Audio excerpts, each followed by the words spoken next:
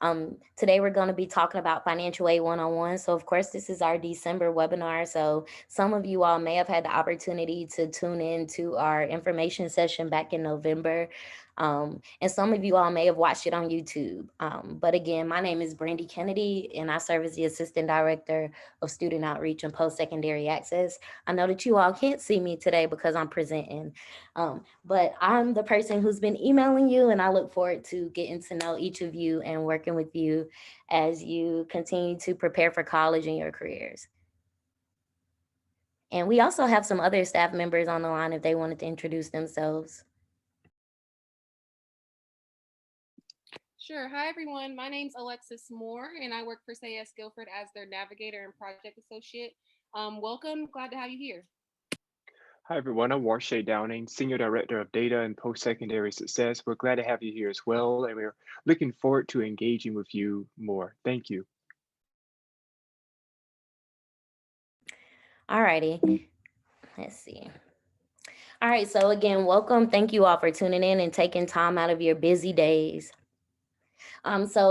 I really want to set the expectation that every time we meet, we're going to do a check-in, and we're going to do that check-in for a couple of reasons. As we know, this year has been crazy. This school year has been crazy. Nothing looks quite how we thought it would. But outside of that, it's important as you all continue and as you continue through high school and go on to college or whatever you choose to do, that you all continue to check in with yourself and think about not only your physical health, but also your mental health. So just check in today.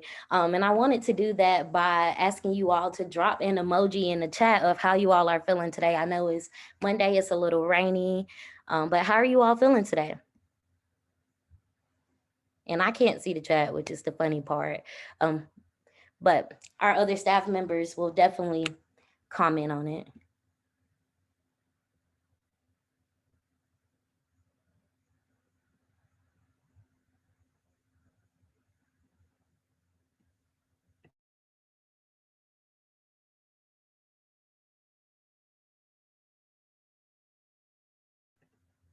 All right, so I see some things in the chat. Thank you all for doing that. It seems like everyone, there's a mix of emotions. You're excited for your breaks and all of the above. All right, we're going to briefly go over some webinar etiquette. I don't think that this will be an issue at all, but I just want to set the expectation and the recommendations for everyone. So we ask that as you enter that you mute yourselves. Feel free to unmute yourselves to ask a question, but it will ask you to get permission from one of the hosts in order to do that. If you have a question, feel free to place it in the chat throughout. There will be an opportunity for you to ask any questions that you may have. And lastly, again, like I said, I don't think that this will be an issue at all. But if you have failed to abide by these expectations or do anything that's disrespectful to this opportunity to engage and learn about financial aid, then you will be kicked out. So again, I don't think that this will be an issue at all. So a brief overview of what we're going to be talking about today. This is, again, financial aid one-on-one. And so we're going to briefly cover the different types of financial aid, the FAFSA, as well as debunk some myths regarding the FAFSA. And I know that there's a variety of 11th and 12th graders here, so you all may be at different processes in the college app process. You may be in different spaces of that, but all of this information is useful and can be used continuously. Okay, so diving right in, feel free to take notes if you like, or however you want to do this. Again, we're recording this presentation, so it will be available later for you all to view on YouTube. So the different types of financial aid. I think that when we hear financial aid, there is a common misconception that it is simply one thing. It might be simply loans or simply scholarships, but financial aid is any type of money that helps you pay for college. It aids in you in paying for college. So that may consist of grants, that may consist of scholarships, loans, as well as work study. And so we're going to go through all of these different types of financial aid and talk a little bit about them. And keep in mind, we will have an opportunity for Q&A. So loans, I thought it was important to start with this one because I think that this is often the misconception that we have when we think about financial aid. If I had a dollar for how many times people said, I'm not doing the FAFSA because my parents told me not to take out any loans for college. That may be true, but financial aid loans are just one piece of the puzzle, as you saw. So there are two different types of loans, and loans are meant to help you cover the cost of college, but to after you've already gotten your other forms of financial aid. So it helps you fill that gap. So you don't have to accept the loans that are offered to you. As a student, you are eligible for up to $5,500 in loans per year to help support your cost of your college, but you do not have to accept them. So when let's say I go to UNCG and I get my financial aid package and they offer me a $5,000 loan, you do not have to accept that $5,000. Let's say you only needed to accept 3,000. Um, then you can change that amount to 3,000 and only accept that. I also wanted to highlight that there are two different types of loans. You have subsidized and unsubsidized. And don't feel like you have to be an expert at this. Again, you can reference this video later, but we do want to let you know about the different types. So a subsidized loan is a loan. I usually say a subsidized loan is what's up, meaning let's say I borrow $1,000 from the federal government after doing my FAFSA to help support my college education. Well, by the time when I graduate, I will only owe $1,000 versus an unsubsidized loan. I usually say an unsubsidized loan is uncool, meaning if I borrow $1,000, by the time I graduate, I may owe $1,500. And that's because unsubsidized loans accumulate interest. Lastly, we have sort of kind of a last resort. It's called a Parent Plus loan. And this is a federal financial aid loan. Again, I said that students are only eligible up to $5,500, but sometimes that's not enough. And so parents are eligible to take out a loan on the behalf of their student in college. And this is based on credit and it's the individual application process, but this is sort of a last resort that I often tell people about if you've exhausted all of your means. But again, keep in mind, loans are your last resort. Next, we have grants. So grants do not have to be paid back, and grants are often need-based. So the most common one is going to be your federal Pell Grant. And this is what you get, this is what you apply for when you do the FAFSA, when you do the federal application for student aid. And we're going to talk a little bit about that later, but grants, just remember that grants you do not have to pay back. So if a school offers you a grant and you accept it, you will never have to pay that money back versus a loan that we previously talked about. You would be responsible for paying back at a later time. Next, this is a form of financial aid that's often not thought about, but work study. And so this is, it's not getting paid to study. That would be nice, but it is the opportunity for you to get an on-campus job in order to be allotted a certain amount of money per year. And so this is on your FAFSA form. So when you're filling out your FAFSA during your senior year, it's going to ask you, do you want to be considered for work study? Many people often put no because they don't know what it is. So always select yes. It doesn't mean that you're tied to a job. It doesn't mean you have to work, but it gives you that option to determine if you're eligible for that money.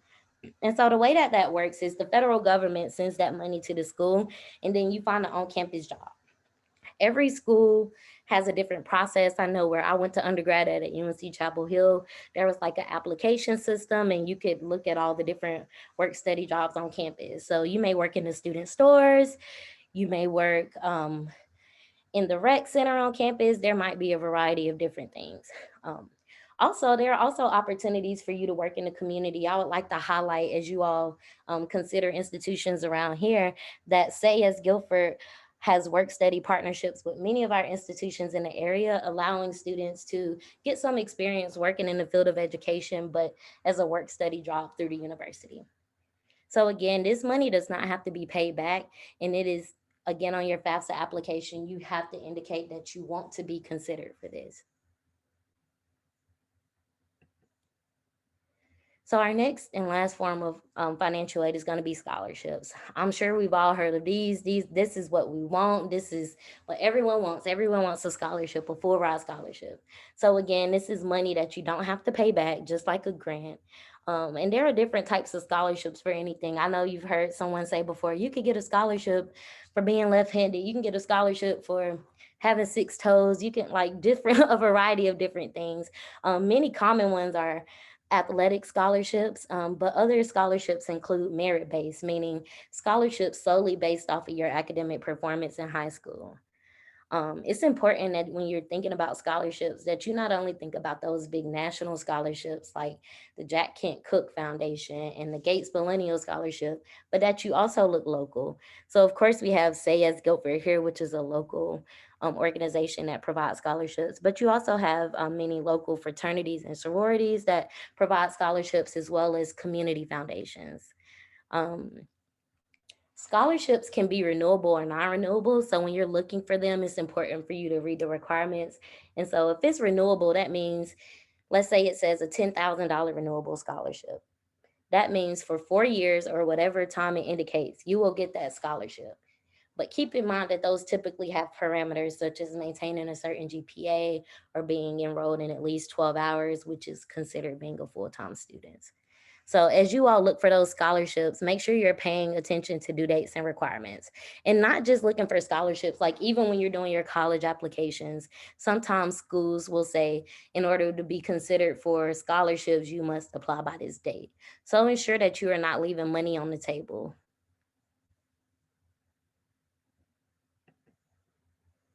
And so here I've provided you with a couple of scholarship resources. Of course, CFNC.org, I'm sure many of you all have heard about. It's the College Foundation of North Carolina. I hope that you all use that website during NC College Countdown to apply to some colleges for free, but also to complete your North Carolina residency application so you can be considered an in-state student. But here, not only can you apply to college here, but it has so many resources. If you just go to CFNC.org and just search scholarships in their search engine, they have a search engine that will allow you to, you can filter it by the major you're interested in, by the city, by whether it's a 4-year or 2-year institution, and many other demographics. So I really suggest that you use that tool. We also, like I mentioned, have many local scholarships. So we have the Community Foundation of Greater Greensboro, and we have Say As Guilford, which are two amazing organizations that provide scholarships to assist students to cover their cost of tuition. Also, I would give you all the idea of making sure that you check out the school site in which you're applying to. So let's say you're applying to UNCG. Sometimes you're automatically considered for scholarships, but other times you must go into their scholarship portal and actually apply for additional scholarships. So again, make sure you're not leaving money on the table. So take that list of schools that you've been applying to or thinking about applying to, and look at their school sites. Look at those scholarships for my juniors. Make sure you can look early too. You can go ahead and look at those colleges that you're thinking about, such as UNC Charlotte, and they have the Levine Scholarship, which is a full ride there. And you can go ahead and begin thinking about the requirements and the due dates so that next year when you're applying, you can be prepared to do that. I know I'm throwing a lot of information at you all, but we will have an opportunity for Q&A soon. So I've talked about the different forms of financial aid, but now it's like, okay, how do I get it? Well, you have to apply. No one's gonna come knock at your door and say, hey, Warshay, do you want $1,000 for college? That would be very nice, but unfortunately, that is not how it is. You must apply.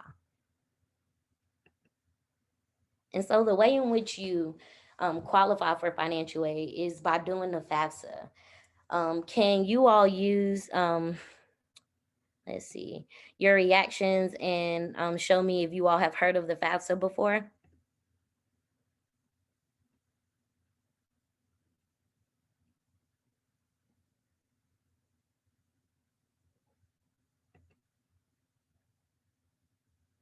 Alrighty, it looks like most of you all have.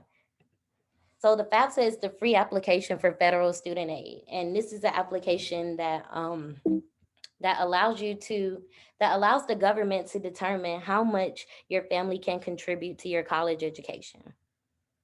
And so we talked a little bit earlier about what's called a federal Pell Grant. And so when you're doing this financial aid application, not only is it assessing how much your family can contribute to your college education, but based on that number, it determines how much of a grant you're eligible for. As I said earlier, your grants are often need based. And so this FAFSA is called a Pell Grant. So if I do my FAFSA and I get $5,000 in a Pell Grant, then that is going to follow me no matter what school I go to. But based on that information, when you do your FAFSA, you're going to add up to 10 schools, and each school will then determine what they're able to give you based off of that number. This is why it's very important for you to do that. Because if you don't do that, then schools don't know what you need. They don't know your family's circumstances. So you're probably wondering, how do you fill out the FAFSA? And I hope if you're a senior that you already have or you begin doing that. But number one, you need to gather the necessary documents. And again, this is just a brief overview. We could place a link in the chat from the FAFSA site that will take you directly to what documents you need and make sure that you're getting the correct year. You need to create a login. So the FAFSA is the login that you're going to be accessing for years to come. So make sure you're using a good email that you'll have continued access to, and not your GCS email, but make sure you are using also a phone number that you'll continue to have access to, because it will ask you to verify that information. Next, you'll need to visit fafsa.ed.gov. I put that there specifically because there are a lot of phishing sites out there that will capture your information. Remember that you are putting your personal information, such as your social security number or tax identifier and your date of birth. So it's just very important to ensure that you're using a secure site. And that .ed.gov ensures that it's a secure site. So please do not, there are a lot of FAFSA fake sites out there. So just keep look out for that. Next, make sure that you are completing the FAFSA for the correct year. So for my seniors, can anyone unmute themselves and tell me what school, what academic, which FAFSA year they did this year?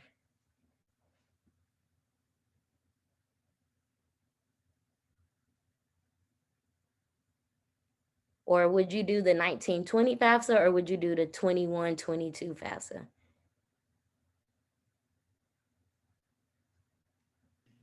Would you do the 21-22? Correct. Yes, you would do the 21-22 because you aren't going back in time and attending college, but you'll be attending college in the fall. So you're always going to make sure you do your FAFSA for that year ahead. So thank you for participating. I could not see who it was because I'm sharing my screen, but thank you. And next, make sure that you complete all the questions. So it's going to ask you a series of questions, many of which give very detailed questions. Many people get scared and think that this is a long, scary process, but it will tell you, look on line 30 and type in this number. It will really guide you and direct you. It's gotten better over the years with being very easy and user-friendly. And next, you're also going to have your parent or guardian electronically sign. And I don't mean like sign it like you're at the store, sign it on the keypad, but your parent is also going to have a FSA ID. So your parent is going to need a login as well. So one of your parents or guardians, not both. They don't both need one, but someone needs one. Next, pay attention to deadlines. So the FAFSA opened. Does anyone know when the FAFSA opened?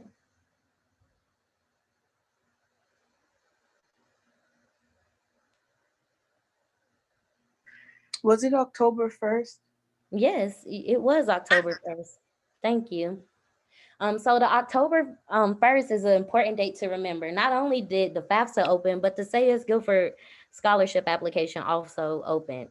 But every single year on October 1st is when your FAFSA is going to open, and you're going to be eligible for to do that. But make sure you're paying attention to deadlines, because as I mentioned earlier, some of the types of financial aids, such as scholarships, are sort of on a first come, first serve basis and have deadlines. So like I mentioned earlier, I know that at North Carolina Central University, students that apply by October 15th are automatically considered for merit-based scholarships. And so it's not saying that those after that won't be, but you are guaranteed to be considered when you apply before a certain date. So make sure you're aware of those. And for my juniors, you can go, like I said, you can go ahead and begin looking at that now and begin developing a timeline so that you know next year what you need to be doing when. And that's very important. Also, like I mentioned, some scholarships require you to complete the FAFSA by a certain date. Every school has a deadline. There's like a general deadline that's typically July 1st of the year. Obviously, with COVID, there have been a few extensions with that, but I would not bank on that for years to come. So it's important. I say go ahead and knock out your FAFSA on October 1. It's one less thing you have to do. You may have to go back and change some of your schools on there if you change up the schools you're applying to, but outside of that, go ahead and get it out the way. Because again, it's sort of kind of like the saying, like early bird gets the worm. You want to make sure you're not leaving any money on the table. Next, I want to talk through a few FAFSA myths, and I promise you I'll stop talking to you in a minute, and you'll be able to ask some questions if you have any. Um, some of these we've already talked through, but I just want to tell you about a few myths.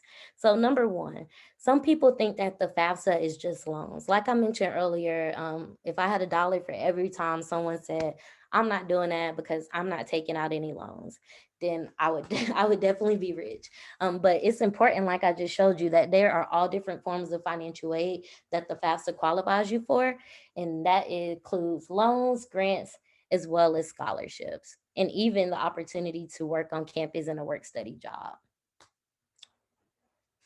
Another common misconception is that grades, my grades aren't good enough for financial aid. Well, number one, I'm sure that everyone here it has been excelling in their academics, so that won't be an issue. But there is not a GPA requirement or anything to do your financial aid. Now, when you are in college, you must maintain academic progress. You must maintain satisfactory progress. But in order to apply for financial aid, there is not a grade limit. Like you don't have to be a 3.0 student or a 4.0 student. You are eligible to apply if you meet the criteria of being a U.S. Citizen or permanent resident or refugee. Next is I only need to fill out the FAFSA once.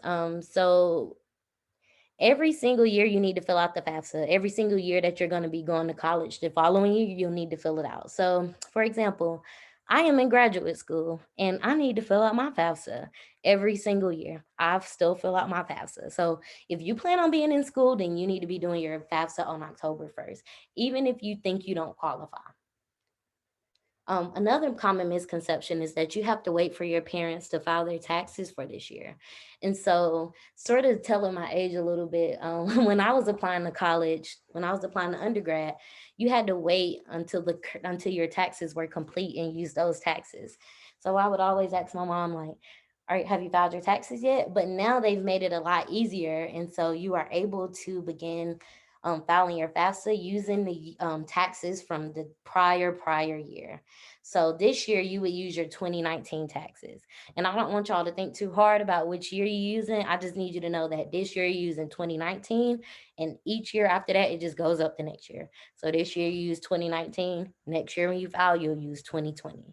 So, and your parents or guardians' income may have significantly changed due to COVID, but you're still going to use your 2019 taxes and then reach out to the financial aid office about the changes in income.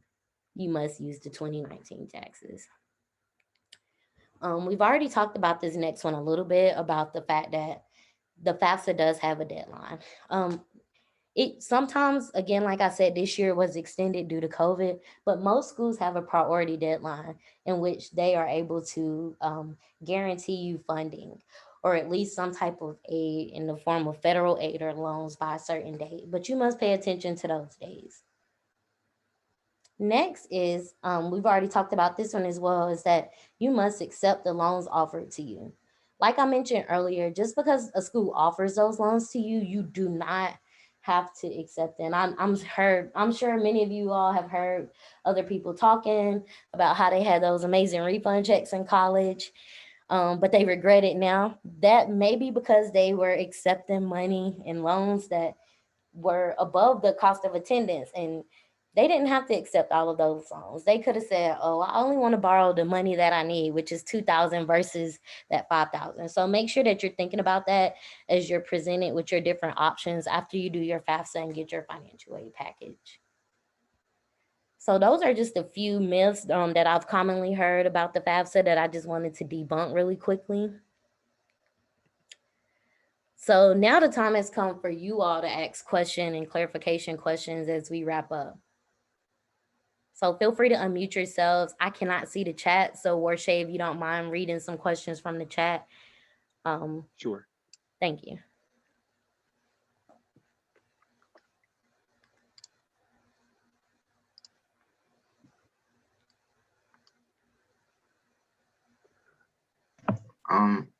When you were talking about the study, Work study? yeah, work study. Like, do your grades have to be up? Do your grades have to be at a certain place to do that? No. So like everything on the FAFSA, it is based on need. So when it's asking you that question on your application, do you want to be considered for work study? It's not taking into account your grades. It's taking into account the financial information you're putting on there, such as your parents' income. So no, but I will say, like I said, in order to be eligible to even get federal aid from the FAFSA, you have to be maintaining academic progress, which is different at every institution, but most likely is just maintaining at least a 2.0 GPA. I hope that answered your question. It did. Thank you. And Jonathan Smith asked, do you have to pay back the loans from the FAFSA? Yes, so that's why I did that one first. I wanted to get the bad news out the way first. You do have to pay it back. Unfortunately, it is a loan. You do have to pay it back. All of the other forms of financial aid I mentioned, you don't. But a loan, like I said, there are two different types of loans. It will be paid back if it's an unsubsidized loan. Does anyone remember that actually? So for the subsidized loan, does it gain interest or no? It doesn't. All right, thank you. I hope my analogy, I always remember it by saying subsidize is what's up. If you can remember that, then you can remember the opposite. So unsubsidized is uncool. We're not doing those. So if I borrow $1,000, it gains interest. And so after you graduate from college, you have 6 months where you don't make any student loan payments if you owe that. But after those 6 months, then you will begin making payments unless you transition into graduate school or something. But keep in mind, you do not have to accept loans at all.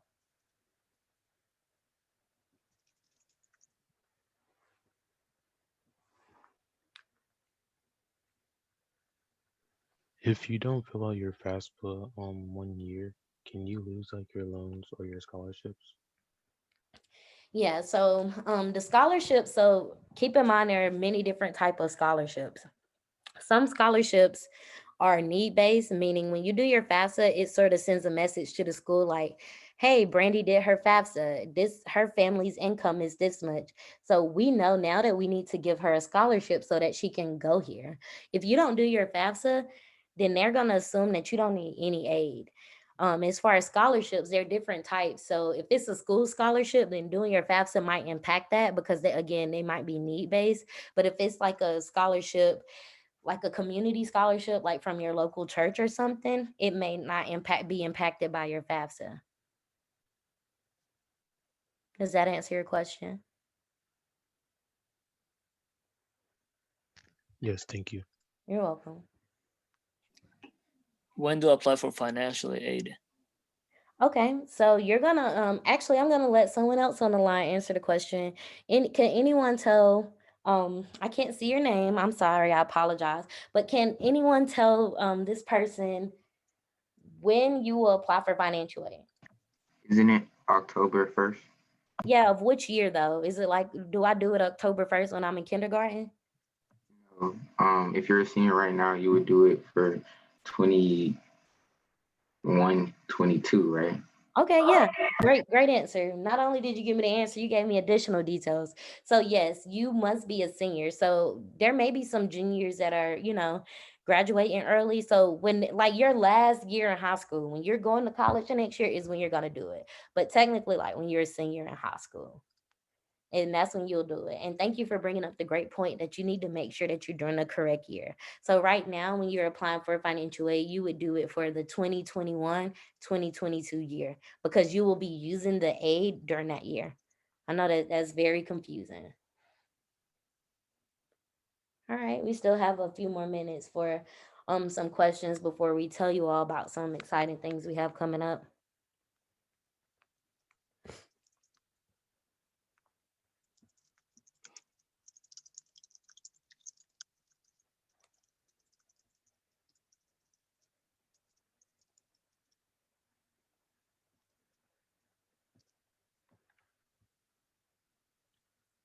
Let's see.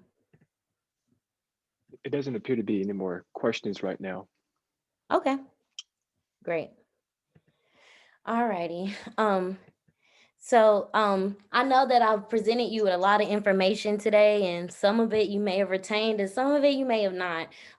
This recording will be available on YouTube, but we've also had the opportunity to partner with the College Foundation in North Carolina and Guilford County Schools, and some of you all may have tuned in or heard about our college kickoff series this fall. But we did have the opportunity to get with a colleague from GTCC, who is the director of financial aid, and do a line by line FAFSA tutorial. So there on the screen, you'll see it. If you don't want to type that link or take a picture of it right now, that's fine. Just go to YouTube and type Say Yes Guilford, and you'll see a variety of videos. And that one is called Line by Line FAFSA tutorial.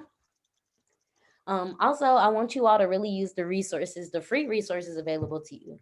Not only do you have Say Yes Guilford and myself and every other staff member, here is a resource, but you also have the College Foundation of North Carolina, which has a similar mission to provide access to, college and your access to your career. So make sure you're using that, not only just for college related stuff, but you can use it to also think about your career interests and do different profiling tests. And like I said, search for those scholarships. They also have line by line FAFSA videos. They have it in various different languages, most of which are Spanish, but I would check because some of them are in other languages as well. So make sure you're checking out those resources.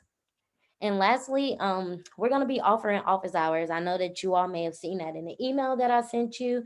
We're going to be starting those in January, and we'll be sending out information via email. So again, it's important to make sure you're checking your emails continuously because that's how we'll be communicating with you, and follow us on social media. But that'll be an opportunity for you all to sign up and talk to us one-on-one about preparing for your college applications, or if there's something you're very confused about specifically related to your future. And sorry, I don't know why that's there. But next, we need your information. I know that some of you all had the opportunity to tune in to our first information session, and some of you all didn't. And so if you've already done this survey, please don't do it again unless you have new insight to add. But we want to make sure that we have your right email addresses and phone numbers so that as we continue to plan events that we can email you directly, and even get your phone number so that we can text you all and try to meet you all where you are to make sure that you're aware. I applaud you all today for being here. So that tells me a few things: that we're probably annoying you via email, but also that you're reading those emails. So I genuinely appreciate that. So if you'll just try to take the time to do that, it is one of those annoying surveys, but it's very accurate, so that we can not only have your correct information, but also hear about what you all want from us and what you all expect from this program. So I'll give you all a few more seconds to scan that. It will also give you the opportunity to get more of our resources, such as our scholarship newsletter, because we're going to be using the email addresses captured here.